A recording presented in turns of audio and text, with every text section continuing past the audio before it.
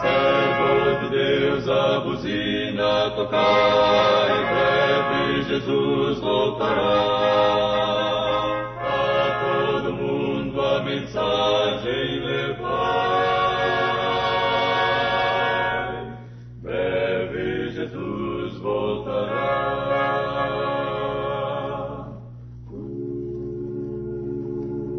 Esta é a voz da profecia, uma voz de esperança, que proclama a volta do Senhor. Breve virá, breve Jesus voltará.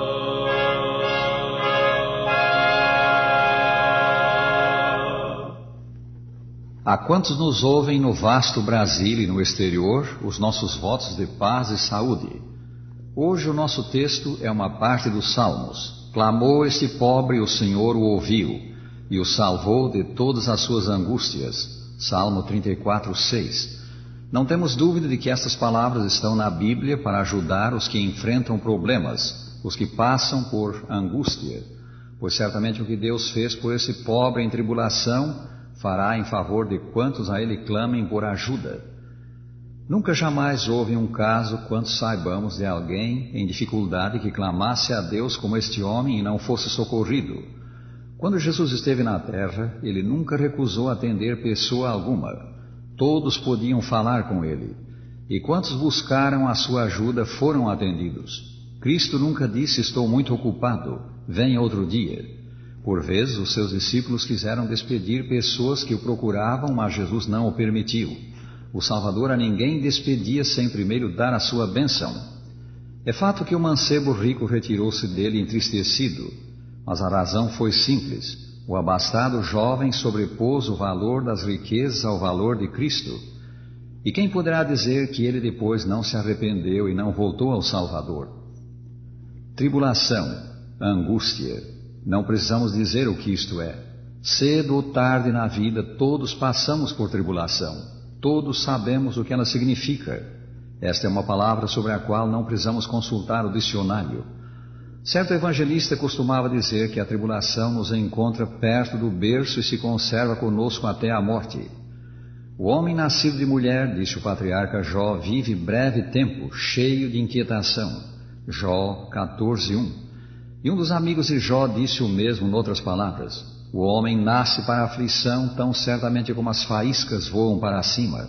Jó 5, versículo 7. Não há no mundo pessoa alguma que passe pela vida sem conhecer tristeza e sofrimento. Quanto saibamos, o planeta em que vivemos é o único lugar do universo em que existe sofrimento, tribulação. Pensai nas centenas, nos milhares, nos milhões, nos bilhões de sóis que existem somente na nossa galáxia, a Via Láctea. Sabemos que pelo menos um dos planetas que circulam em torno da nossa estrela, o Sol, é habitado por seres inteligentes. Se a mesma proporção é aplicável ao restante do universo, existem literalmente centenas de milhões de mundos habitados. Tanto quanto revelem as Escrituras, não há tristeza, nem lágrimas, nem dor, nem mágoas, nem morte em qualquer desses brilhantes astros das grandes constelações que marcham através do céu da meia-noite. A Terra é o único planeta em que há tristeza e morte, o único mundo escuro entre os demais. Isso é assim porque o pecado entrou aqui, e o salário do pecado é a morte. Ele envolve a dor, a doença, a tristeza, a tribulação. Esses males atingem por igual o rico e o pobre, o grande e o pequeno, o culto e o inculto. Clamou este pobre, pobre no sentido de necessitado, e o Senhor o ouviu. Esta é a mensagem do salmista, o rei Davi, que provavelmente se referia a si próprio. A propósito, se quereis saber que é uma verdadeira experiência religiosa, lede os Salmos. Eles nos dizem que fazer na aflição, como orar nela, como sair dela. A sua mensagem é real, autêntica. Ela representa a experiência dos servos de Deus. Os Salmos são o livro de orações de Deus. Eles são também uma grande fonte de doutrina. Lede os Salmos, familiarizai-vos com eles. Se o fizerdes, vereis que eles estão cheios de coisas práticas que necessitamos hoje. Esse homem, pois, clamou. Ele orou, invocou a Deus, mostrou que tinha fé em Deus. Ele sabia aonde ir na aflição. Geralmente, quando um homem clama é porque está em grande aperto, em grande angústia. O homem do nosso texto clamou. Ele chegara a um ponto em que parou de tentar ajudar a si mesmo, um ponto em que viu nada mais restar que ele pudesse fazer, um ponto em que lhe pareceu não mais haver remédio para a sua angústia. Em sua extremidade ele clamou a Deus e foi atendido. Quem quer que busque ao Senhor desta maneira nunca é desapontado, pois disso podemos estar certos. Deus não faz ouvidos moucos ao coração aflito que com fé sincera a Ele clama. Escutemos algumas das animadoras declarações dos Salmos. Deus é o nosso refúgio e fortaleza, socorro bem presente nas tribulações. Salmo 46:1. Pois o Senhor me livrou de todas as tribulações. Salmo 54:7.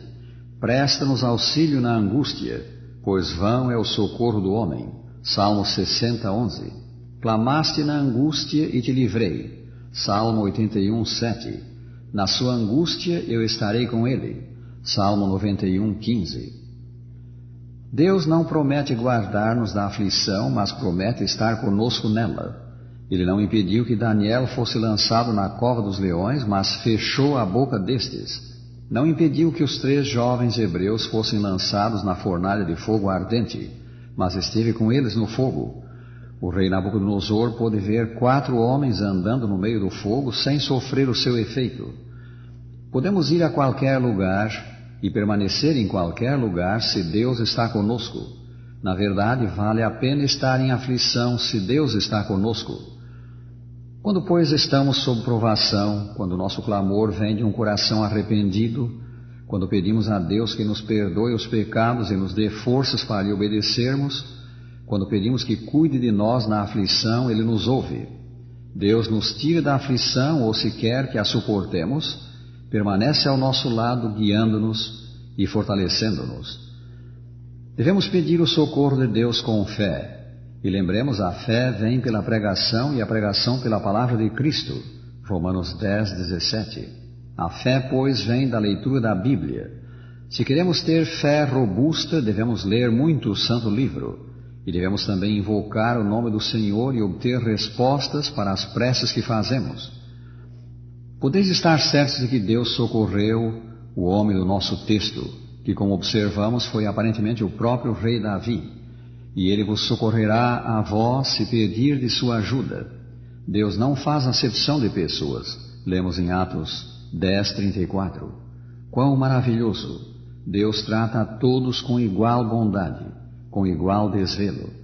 Tão logo vamos a Ele e somos perdoados, o Senhor nos responde à oração e nos livra da angústia. Então encontramos gozo em lhe obedecer. Fazer a vontade de Deus é, na verdade, um deleite. O pecador perdoado e transformado por Cristo descobre que é mais fácil viver para agradar a Deus do que viver para si mesmo.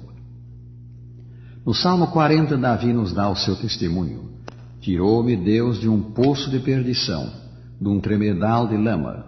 Colocou meus pés sobre uma rocha e me firmou os passos. Versículo 2.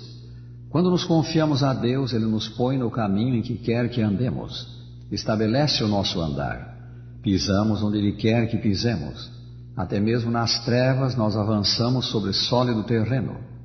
No dizer de um poeta, nada adiante, nada atrás, os passos da fé caem sobre o que parece o vazio e encontram embaixo a rocha.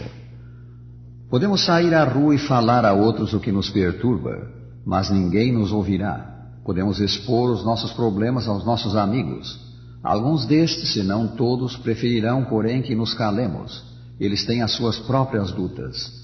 Por que não ir a um lugar secreto e aí falar com Deus sobre o que nos inquieta e pedir a sua ajuda? Deus nunca está ocupado demais para nos ouvir.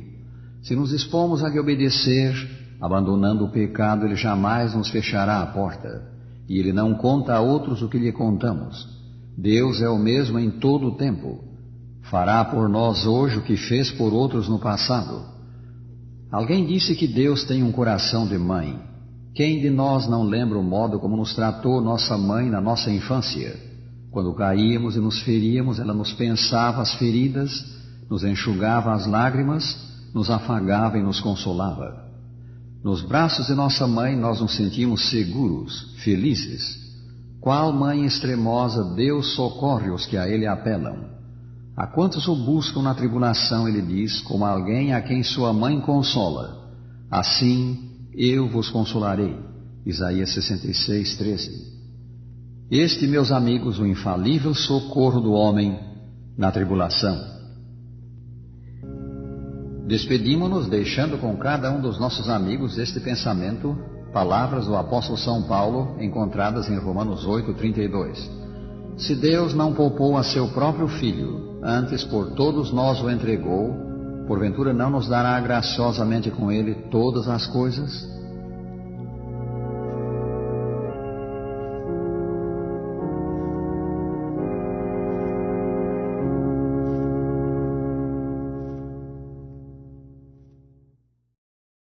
Perdido eu em triste dor, foi que Jesus me achou, e com a luz do seu amor as trevas dissipou. Por isso eu alegre vou na sua luz, pois agora Cristo me conduz. Desde que me achou da morte me livrou,